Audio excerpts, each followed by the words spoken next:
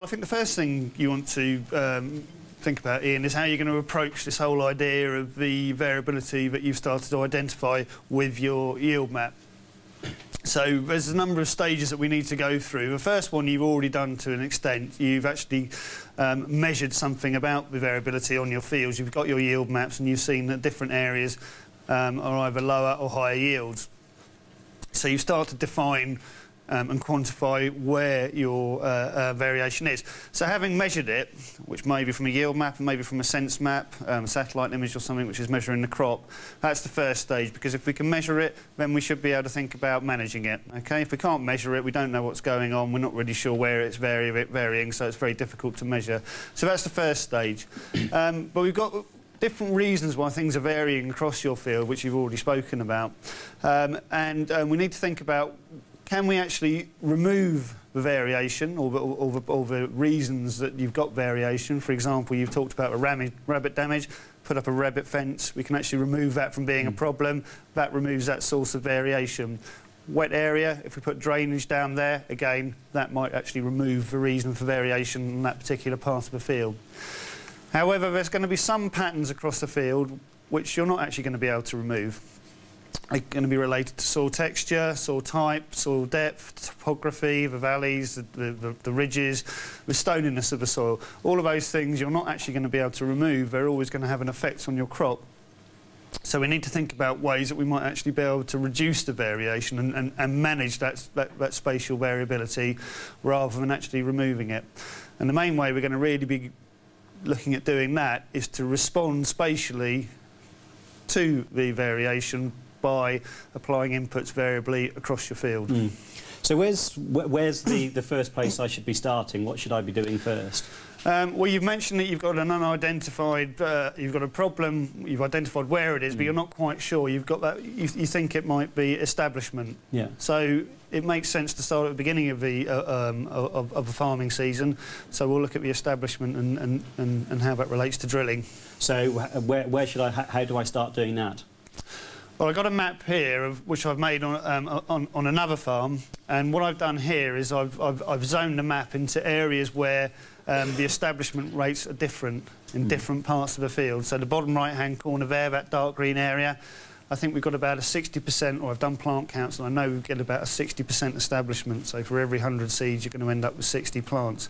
However, in other parts of the field, bottom left-hand corner there, we've got very good establishment, about 90%, so very, very high. And there's a third intermediate area up in the top of the field.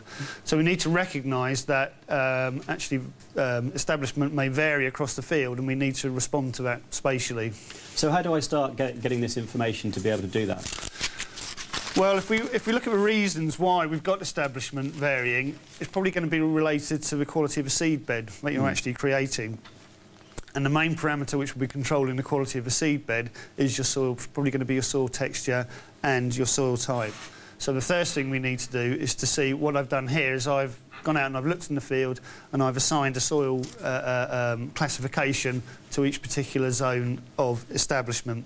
So we can see that in the dark brown area there, bottom right-hand corner, which was a low establishment, that was an area where the clay content was a lot higher. Whereas in the low establishment area, in the high establishment area, the 90% area, bottom left-hand corner there, we've got a much lighter soil, which again is going to have an effect on the seedbed quality that we're actually creating. So high clay content, more cloddiness, establishment's going to be more difficult. We're going to have more slug activity, lower temperatures, and that's going to affect establishment and plant survival across the winter to a greater extent than the lighter soils, where we're going to have a good consolidated seed bed and therefore a higher plant survival through the winter. Right, so how do I go about getting this texture map? What do I have to do? Well, there's a few bits of existing information that you might already have. For example, you might have soil survey. You may have been in an area where a soil survey, or the soil survey, have done some large-scale surveying. That's a bit hit and miss depending on what part of the country you're in, but that may be available. You may have have done some sort of commercial soil survey in the past and paid for that, or indeed you may just use your own experience and your own knowledge of the fields to actually define where the boundaries of these zones are actually going to occur. Right. Is there any more technical way of getting this sort of information? Another way of getting this information is to do an EMI survey. Electromagnetic induction, or more commonly called electrical conductivity, you might have heard. And what that consists of is a EMI meter, which is typically dragged behind an ATV, and with a swath width of about 20 to 24 metres, up and down the field, collecting conductivity information about once every second. So you end up with hundreds of points per acre. So you get a lot more information there than if you went out and did a standard soil survey, for example. Now, the important thing with that is that conductivity is directly related to moisture content, and moisture content of the soil will be directly related to clay content. Other things it's related to are soil depth and soil stoniness. So all those things are going to have an effect on your seedbed quality. So what we can see here is that in the dark brown areas, we've got high conductivity, which is indicating a much higher clay content. All the way down to the yellow areas, we've got low conductivity, and that's related to lighter soils or more stonier soils. Does this actually tell me the soil texture? It tells you where things are going to be heavier and lighter. It won't actually tell you an absolute texture. So we can't say on the scale there that the highest point, the darkest brown, is 51, what we call millisiemens per metre. We can't say that's going to be a heavy clay, and we can't say that at 12, the yellowest area, that's going to be a sandy loam. We can say the dark brown is going to be heavier than or deeper than the yellow area. But to actually find out what the absolute soil types and texture is, we need to go out there and actually do some sort of ground truthing. Rightio. So even with this technology, you still have to get out there and get on your hands and knees and do that. This is very good at identifying the zones very accurately. We then have to go out and actually say what those zones consist of in terms of soil texture and type and so on. Okay. So what do I do with this next? What's the next step in the process?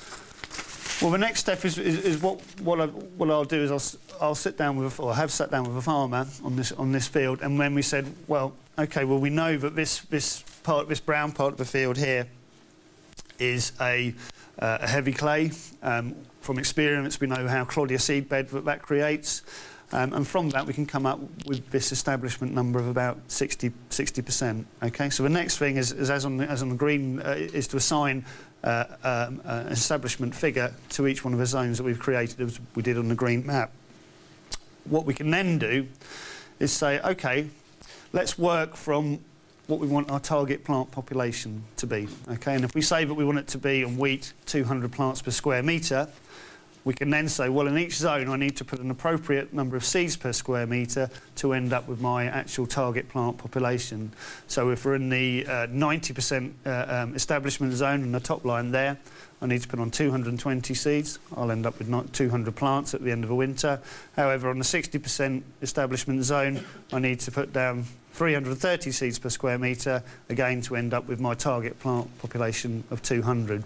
So the idea is that we go for a uniform plant population, but to obtain that we need to vary our seeds per square metre.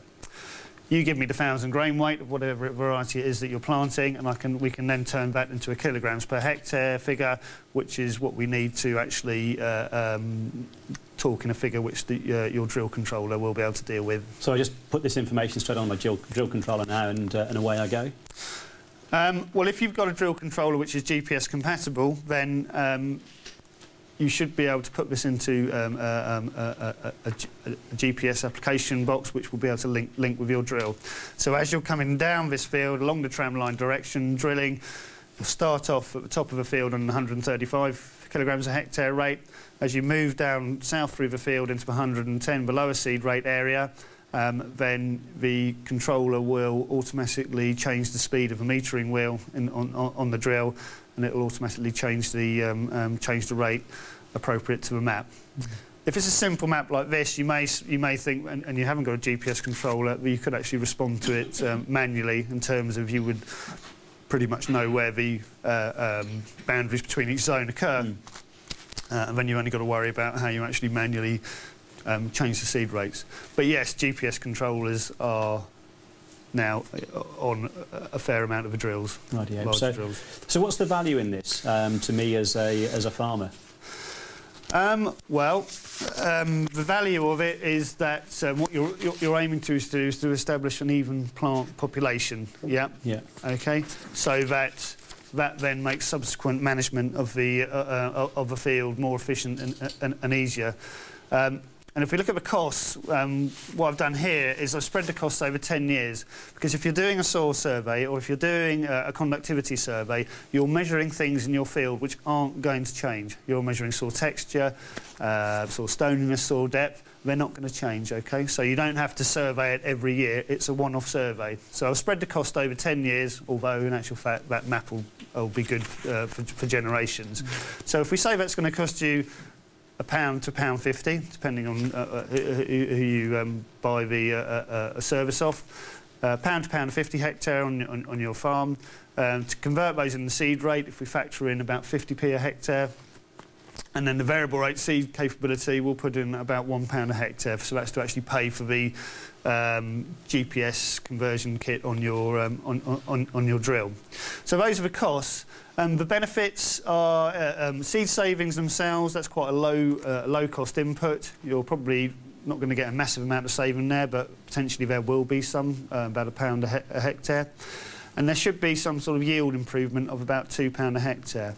Now, what we're talking about there is because we haven't got too high a plant populations in some parts of the field, we're not going to grow a crop which is potentially too thick, and we may then have lodging and disease problems, okay, and that may increase your ag chem costs, your fungicides and your growth regulators and so on.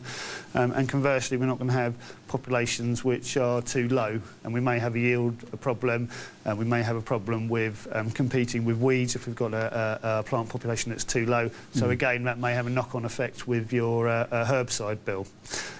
So those are benefits which are hard to actually quantify, but they are the main drivers for people taking up this type of method. Right. You should also, more even crop again, have a benefit on your combining efficiency. Rightio. So yes, yeah, I understand that now. Is there what happens if my crop is still uneven later on in the season? What can I do to help even it up later on if this may or may not have worked?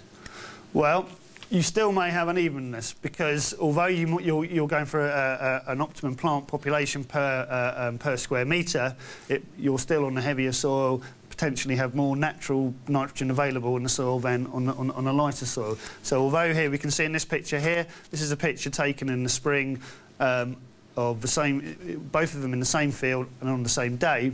But as you can see, we've got quite different rates of establishment and growth, even though we've got the same amount of plants per square metre. So we do need to still look at this in the spring and say, well, do we need to manage those two parts of the field differently? So how do I start that? That's a sort of pretty familiar scene. So how do I start to manage the canopy when it's in the spring?